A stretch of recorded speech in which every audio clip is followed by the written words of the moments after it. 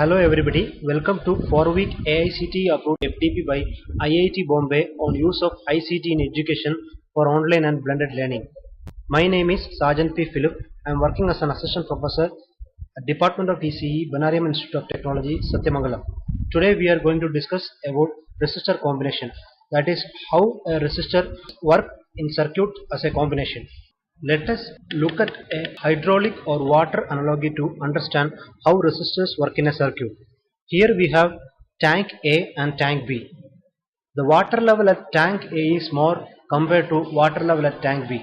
In this case, we know that the water will flow from tank A to tank B because of the pressure difference. If the pipe here is an ideal frictionless pipe, the factor determining the flow of water from tank A to tank B is a blockage in the pipe. Let us extend this idea and think that there are three blockages B1, B2 and B3 in the pipe. These kind of connections are known as series connection. Since there are three blockages, the speed of the water flow from tank A to tank B will be slower than the previous case. However, each block has its own contribution towards creating the resistance in the path of water flow. There is only one water current flowing, but it is slower than the previous case because of the increased resistance offered by the combination of three blockages in series. The contribution of each blockage toward the resistance of the water flow depends on the geometry of it. Let us look at another hydraulic analogy. Here also we have tank A and tank B. We know that the water will surely flow from tank A to tank B due to the pressure difference. But look at the pipe connection here. There are three branches and all are connected to tank B. Here we have blockage B1, B2 and B3 in separate branches. These connections are called parallel connections. Here we have three water currents W1, W2 and W3 which are flowing through the three branches. If we neglect the gravity and pressure, the pressure difference experienced by the individual branches are the same at the ends. Here also the water flow is reduced due to blockages. However, the path for the water flow is increased to 3. As a result of this, more water will flow from tank A to tank B for a given time compared to the previous case of series connection. This figure shows the realization of resistors in a series connection. Assume that there are n resistors connected in series. A voltage source B supplies the power to the circuit and a current I flow through the circuit. We know that in a series connection, current is the same and the voltage will be divided among the resistors. Voltage drop across each resistor depend on its value.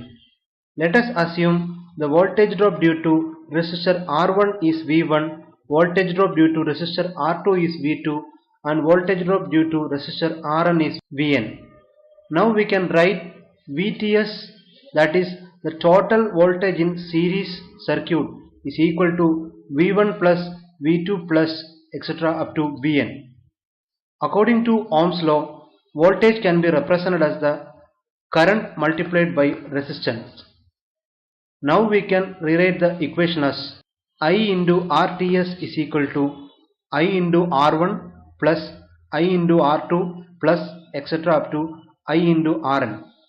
If we take I common, the equation will be like I into RTS is equal to I into R1 plus R2 plus etc. up to Rn. If we cancel I at both the ends, the equation will be RTS is equal to R1 plus R2 plus Rn.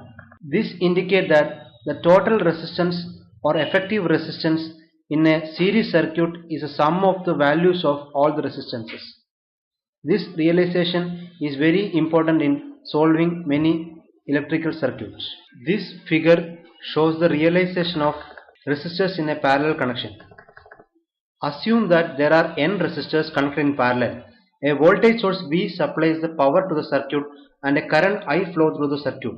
We know that in parallel connection, voltage across all the resistors is the same and the current will be divided among the branches of the resistors. This is because there are more than one path for the current flow.